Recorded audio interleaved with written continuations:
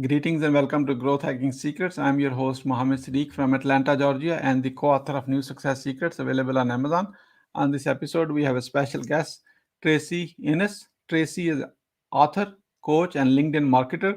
Please join me to give a warm welcome to our guest, Tracy Enos. Tracy, welcome. Hi, Mohammed. This is awesome. Thank you for having me this morning, early this morning. Yeah, you can call me Siddique if you like to. Let me Okay, let me I'll do start with Siddique. this. Bet. Where were you? What happened? Who you were surrounded with that inspired you to do what you do today? Well, I had lost my second job from corporate America in 4 years, and I'd had kind of a side gig that I was already working on while I was working for a health company out of California. And when they laid me off, it was of the advice of my sister who had terminal brain cancer to get me to start my own agency. And that's where I started. But I didn't start doing LinkedIn until later, until I couldn't find clients in my own backyard. And so I turned to LinkedIn and I started finding my clients on LinkedIn all over the country and then in Canada. And then those clients are like, well, can you do it for us too? How are you doing it? We want you to do it for us too. And then that was the dawn of my consulting agency. What are the top three mistakes to avoid? On LinkedIn? Yes, to grow your business basically. Yeah. Yeah, well, I think people neglect to do the foundation work. I think it's very important to define who your ideal prospect is. Who is it that you want to work with? And I don't mean just define, are they men or women, age, that kind of thing, but really dive deep into who they are. Especially in LinkedIn, if you have Sales Navigator, they've got what I think 30 something filters that you can get in and really define who that client is on the demographic side. But you really need to deep dive into finding out, the pain points. What are their ultimate desires? I learned this from Dan Kennedy. Pain points, desires. And at the end of the day, they're looking for people who can solve their problems. You are that solution. So what can you solve that maybe they've tried in the past that they didn't get success with, that things that they like, they didn't like. It's all about research and planting that foundation. And that's just not for LinkedIn. I think that's any marketing campaign. That foundation work is very key to any successful campaign. Yeah, two more. You just give me Two one more. Second, look, fill out your profile. Don't just fill out your headline, your about section, and your current work experience. Dive deep into that profile. It's human. It's the human side of you, and it's what people are how they're going to get to know you and like you. See, I don't mean to interrupt you. However, I have to ask this question again because I want you to answer the question only. There's the opportunity to share something else later. Sure. What are the top three mistakes to avoid? All right. So I just mentioned two of them. And the third one is not being consistent on LinkedIn. Dabbling in LinkedIn. Okay. You like to repeat the second one again? The second one is not filling out your profile completely with all the other sections. And the first one is not doing your background work. What is your greatest failure story? What did you learn and how did you recover from it? My greatest failure story is when I started my business, was going to all these local networking groups, like the Chamber of Commerce meetings, the BNI meetings, and things like that. And I wasn't getting any clients. Everybody was just as broke as me. Nobody could afford my services. So what I learned is you have to think outside the box. And with the dawn of the internet and the development of these social media platforms, that was my way out. That was my way to expand my reach outside my own city. What are your top three success secrets? Excuse me. What are your top three success secrets that others can model from? Look, I had a third degree burns in 2015. And the first success secret was my business wouldn't have stayed afloat during that traumatic time had I not built the foundation prior to those events. That's success secret number one. Number two is, and it was like one of the biggest mistakes, you've got to be consistent. Look, I didn't take my own advice last year and I laid off of content marketing on LinkedIn. Now I'm paying for it. I got lazy with it, didn't think I needed it. And that was the best time to do it. And then success secret number three, is not staying, following up with your past clients, because those sometimes can be your best referral partners. You're welcome to add a bonus if you like to.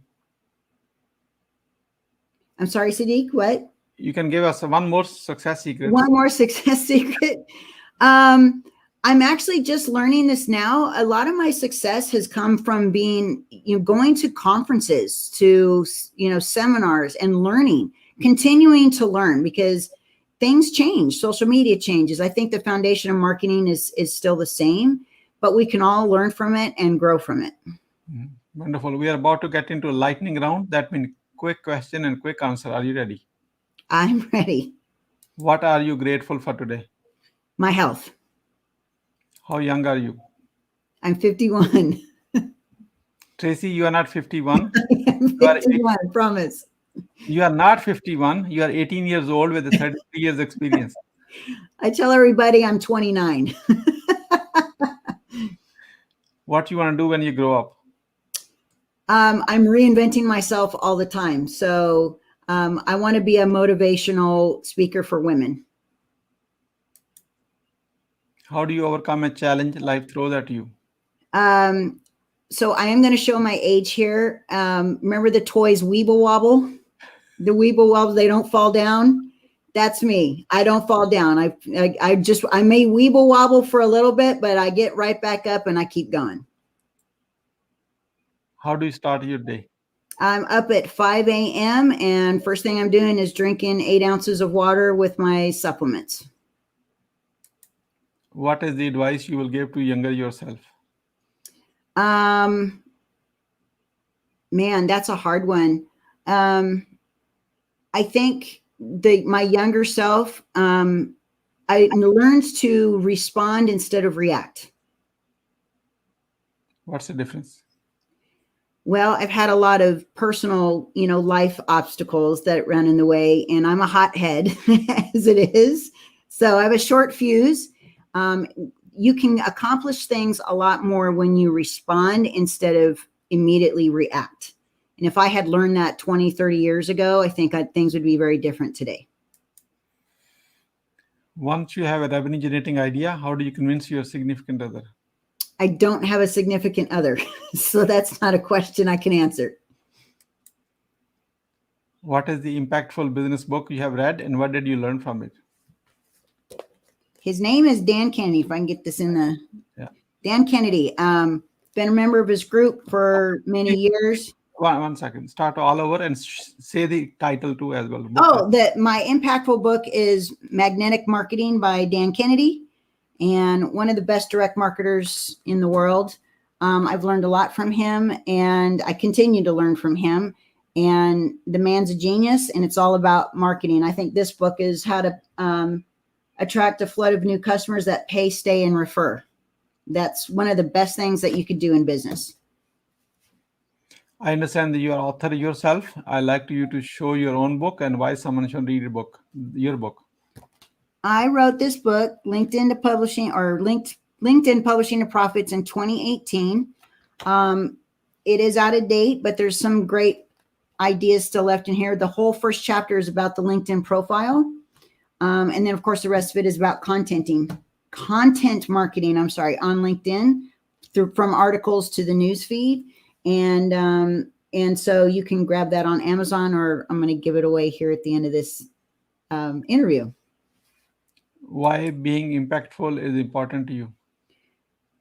Look, I think that it's important for people to share their successes and how they got there with other people so that they can be just as successful. There's no reason to hoard information and keep it all to yourself. I think you feel really good about yourself, sharing your successes and helping somebody else do the same. Who is your living mentor and what's the impact? My living mentor, well, I don't know. My living mentor, I'm going to tell you what, you guys are going to find this interesting. It's my best friend. She knows absolutely nothing about marketing.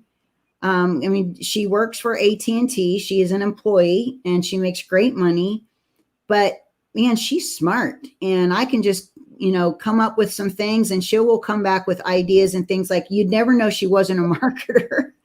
She says some really impactful things. I love her to death. What do you want to be remembered for?